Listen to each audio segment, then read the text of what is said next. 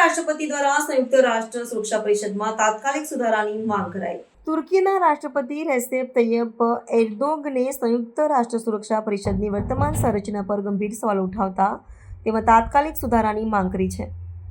તેમણે જણાવ્યું કે સુરક્ષા પરિષદના 5 સ્થાયી સભ્યોને મળેલો વિશેષાધિકાર વીટો પાવર અન્યાયપૂર્ણ છે અને તે વૈશ્વિક શાંતિ તેમજ સુરક્ષા સુનિશ્ચિત કરવાની પોતાની જવાબદારી નિભાવવામાં નિષ્ફળ રહી છે. એક નિવેદનમાં રાષ્ટ્રપતિ એર્દોગને દુનિયા 5થી મોટી છે ના સૂત્રનો પુનરુચ્ચાર કરતા કહ્યું કે 194 દેશોનું ભાગ્ય ફક્ત 5 દેશોના હાથમાં ન છોડી શકાય.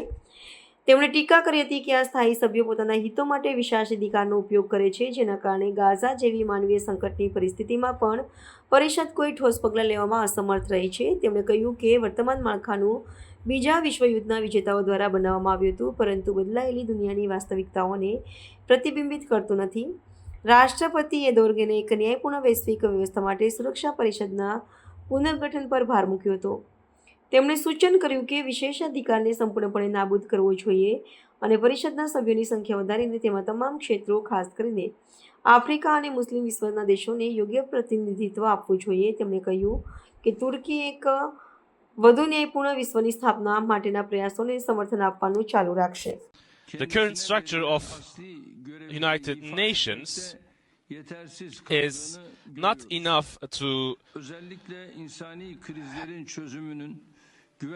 provide its responsibilities, especially the authority by the General Security Council's veto authority is unjust. We have stated this by saying the world is bigger than 5. And meanwhile, the correctness of our evaluation has been approved, especially on the level of General Secretary.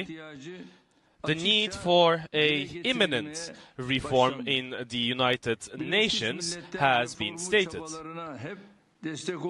We have always supported the efforts towards the reform for United Nations.